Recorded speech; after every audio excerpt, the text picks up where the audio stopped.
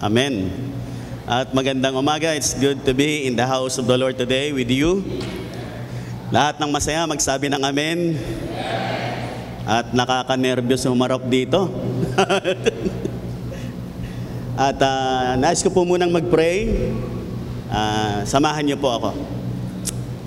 Father, we want to thank you for what you have prepared for your people today. Thank you that there is a great anointing in the house today.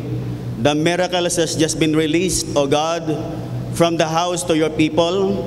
Salamat po, Panginoon, maging ang inyong mga salita ay pupuspos sa puso ng bawat isa to strengthen and to bless everyone sa araw na ito, Panginoon. At patuloy na dinadalangin namin na ang banal na Espiritu ay magministeryo para sa buhay ng bawat isa, that after this time that we're together at pag-uwi namin, Panginoon, we are never the same again because you have placed something great and new in the lives of your people. Salamat po, patnubayan niyo po ako at pagpalain ang lahat ng narito sa magitan ng inyong mga salita. We bless you in the mighty name of Jesus. Lahat magsabi ng amen. Ang pagsako po is about the house of the Lord. Sabihin nga po natin, house of the Lord. At bibigyan ko po ng pansin, the importance of the house of the Lord in the year of takeover. Ang kahalagahan ng house, ng tahanan ng Panginoon sa panahon ng takeover. Ready na po ba kayo sa takeover? Yung ready, magsabi ng amen. At bibigyan ko po ng pansin how important is the house of the Lord in the year of takeover. Ang sabi po ng isang mangangaral na aking narinig, in the last days, the most important place in the world would be the house of the Lord. Sa mga huling araw, ang pinaka-importanting lugar sa mundo ay walang iba kundi ang tahanan ng Panginoon. It is the house of the Lord. Sapagat ang mga directions ng Panginoon para sa ating ikatatagumpay ay nasa tahanan ng Panginoon. Do you agree with me? Ang directions para ikaw ay umunlad, magtagumpay, at maganap ang mga inilalaan sa iyo ng Panginoon, even the directions for your takeover is in the house of the Lord. Kaya mahalaga sa buhay ng mga anak ng Diyos to give importance sa tahanan ng Panginoon. Magbibigay po ako ng 7 reasons, the 7 reasons why the house of the Lord is important para sa buhay ng bawat isa sa atin sa panahon ng takeover. Pero nais ko muna magbigay ng 4 na bagay, the 4 things that we need to consider regarding the house of the Lord. Una, you need to have a revelation of the house of the Lord. Bawat isa po sa atin, we need to have a revelation of the house of the Lord. Pag sinabi nating revelation, a deeper understanding of the house of the Lord. Ito yung malaman natin how important is the house of the Lord for every one of us. Kung paano po tayo may sarili-sarili tayong mga tahanan at napaka-importante po sa atin ang ating mga bahay. Sabagat every time we go to work, after the work, bumabalik tayo sa ating mga tahanan, we prepare everything, almost everything in our lives doon sa ating tahanan. Kaya halos ang malaking bahagi ng buhay natin ay nakasentro sa ating mga tahanan. Very important po sa atin ang ating mga tahanan. Sana yung importance na ibinibigay natin sa ating mga sariling bahay at tahanan ay makita rin natin how important is the house of the Lord for every one of us. Sa ganon, magkaroon po tayo ng panibagong perspective, a new perspective sa ating mga buhay. Para sa ganon ay maka-take over po tayo sa taong ito ng 2011. Are you listening? Are you listening? Kaya mahalaga yung revelation of the house of the Lord. Si David, sabi niya dun sa Psalm 23, dun sa verse 6, Psalm 23, binanggit po niya dun sa verse 1, the Lord is my shepherd, I shall not want. Yun po ang kanyang binanggit. Pero dun sa last verse, ang sabi po niya ay yung surely, dito sa Psalm 23, sa verse 6, surely goodness and mercy shall follow me all the days of my life, and I will dwell in the house of the Lord forever. Itong si David, nagsimula siya dun sa Psalm 23 verse 1, that the Lord is my shepherd, I shall not want. Pero dun sa chapter na yon, nag-end up siya in dwelling in the house of the Lord forever. Sapagkat sabi niya, surely goodness and mercy shall follow me. Yung kabutihan ng Panginoon, habag ng Diyos, pagpapala ng Panginoon, at lahat ng mga bagay nilalang mabuti sa akin ng Panginoon ay sasama sa akin. Pero sabi niya, but I need to dwell in the house of the Lord forever. Are you listening? Are you listening? Mga kapatid, we have been receiving declarations, revelations, and from year to year, our bishop is declaring what the Lord has placed in his heart for the ministry and for every one of us.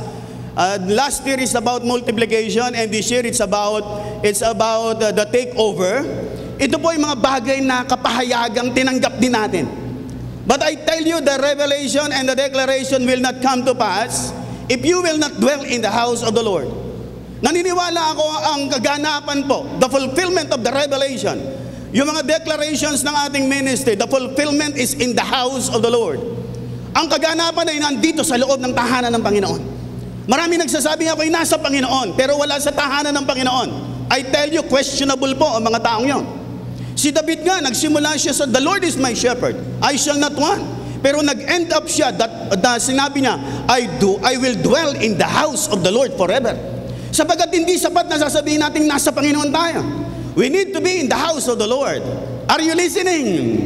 Marami po mga taong nasa Panginoon, wala sa bahay ng Panginoon. Tingnan niyo po nangyari sa kanila. Wala na sila ngayon sa Panginoon. Nag-backslide na yung iba, pumalik na sa dating lumang buhay, because they are not in the house of the Lord. Sinasabi nila, nasa Panginoon ako, nananalangin ako, nagbabasa ako ng Bible. Pero they are not in the house of the Lord. You need to be in the house of the Lord. Kaya si David, nagkaroon siya ng revelation na hindi yun na yung goodness and mercy shall follow him all the days of his life kapag siya ay nagdwell in the house of the Lord. Are you listening? Kinakailangan po natin magdwell in the house of the Lord.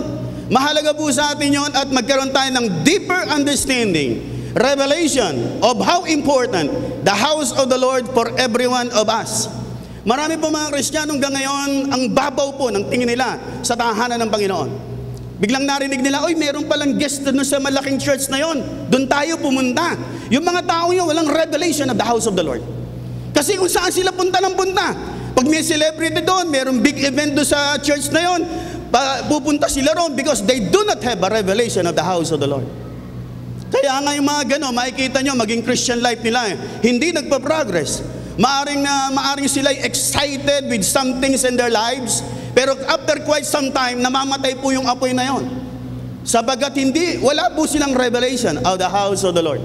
Pag may revelation ka of the house of the Lord, you will have a deeper understanding and you will give utmost importance to the house of the Lord para sa iyong buhay. Are you listening?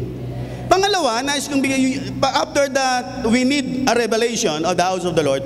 The second thing, you need to find the house of the Lord for you. Kinakailangan matagpuan mo. You need to find the house of the Lord for you. Marami pong tingnan niyo po sa atin. Sa lugar lang po natin, ang daming bahay. Pero hindi po lahat ng bahay na yun sa atin. Meron lang po tayong isang bahay doon. Amen ba? Amen po ba? Marami pong bahay sa paligid natin. Pero isa lang yung talagang sa atin doon. Maybe we can go to some other houses of our friends and relatives. Pwede tayong matulog doon, kumain, maligo, kasi kamag-anak natin, kaibigan natin. But I tell you, that is not your house. Pwedeng bigyan kanila ng favor to go into their house. But that is not your house. You have your own house. Are you listening? Are you listening? Ganun din po sa church. Napakaraming iglesia, mga kapatid. But you need to find the house of God for you. Kinakailangan matagpuan mo, saan ka bang iglesia? Alin ba yung sa akin dito? Saan ba akong church? Alin ba yung bahay ng Panginoon para sa akin? And you need to find that one for you. Kinakailangan makita mo yon, matagpuan mo yon. Nakikinig po ba kayong lahat? Bakit? Sapagat dun sa bahay na yon, dun ibubuhos ni Lord ang pagpapala mo. Amen ba? Pag pumunta ka sa ibang bahay, hindi ganap ang pagpapala mo ron. Kasi dun sa sarili mong bahay, dun ka talaga pagbubuhusan ng maraming pagpapala ng Panginoon. Amen po ba? Kaya nga mahalaga that we need to find our house. Kaya nga ang sabi doon sa Deuteronomy chapter 12 verse 13, merong pinili ang Panginoon na lugar para sa iyo. God has chosen a place for you. Doon ka maghahandog, doon ka pupunta. Hindi lugar na pinili mo, pinili ni Lord para sa'yo. Yun ang isang mahalagang bagay. Kasi po tayo minsan nadadala tayo ng, ay doon, puro celebrity doon, masarap doon. Doon tayo para sikat, makamayan natin sila. Biro mo ka brother natin at sister natin si ganito. Di ba, very proud tayo? Pero hindi ikaw si Lord. Saan ka ba inilagay ni Lord? Saan ka ba dinala ng Panginoon? Mahalaga yon na malaman mo. And you must make it sure for yourself before the Lord. Nasaan ka nga ba talaga? Kung dito ka, manatili ka rito. Amen po ba? Sapagat narito ang fulfillment of your dreams. Dito ka dadali ng Panginoon sa katuparan ng iyong mga pangarap. Dito, sa house of the Lord na ito. Amen po ba? Lahat ng nakikinig, pwede man pumalakpak ng malakas sa Panginoon. After that you have found the home, after that you have found the house of God, you need to remain in the house. Marami po mga Kristiyano palipat-lipat. Ang daling maglipat ng church. Lalo na ngayong panahon na to, ang dami-dami mga churches.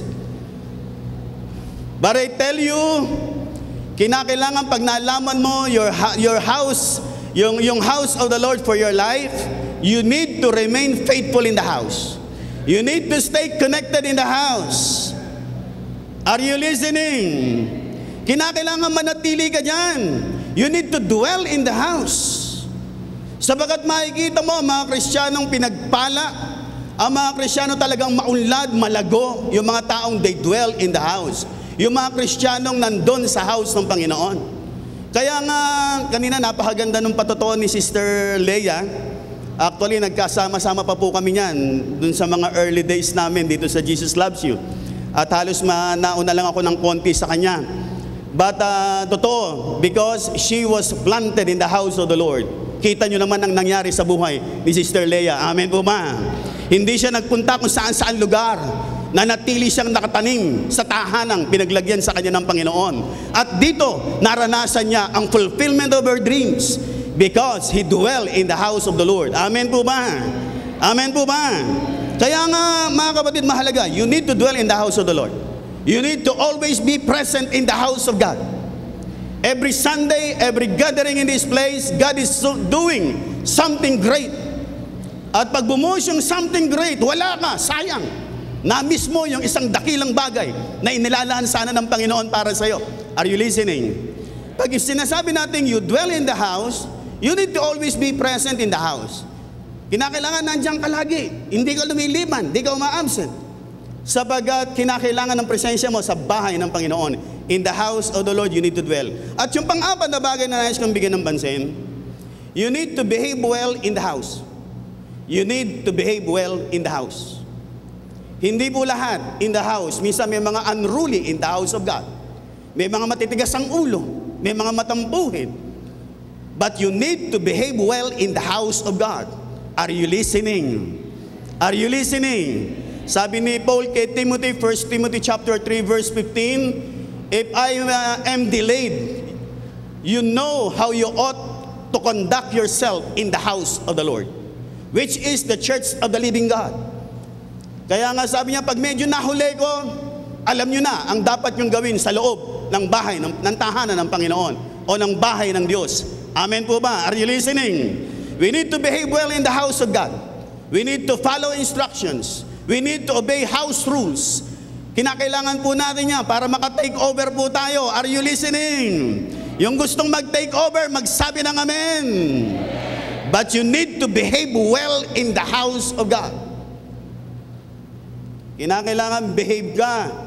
Ayos, naka-align, nakaayos ang iyong buhay, ang iyong puso't kalooban, nakikiisa, sumusunod sa leaders at marami pang iba. Kaya nga from time to time and from Sunday to Sunday, God is giving us instructions, directions, at marami mga rules in the house of God and in the kingdom of God. You need to behave well. You need to obey. You need to align yourself. Sa ganon, mapagpala ka sa loob ng bahay ng Panginoon. Nakikinig po ba kayong lahat? Are you listening? Lahat ng nakikinig, magsabi ng amen. Ngayon pupunta po ako sa 7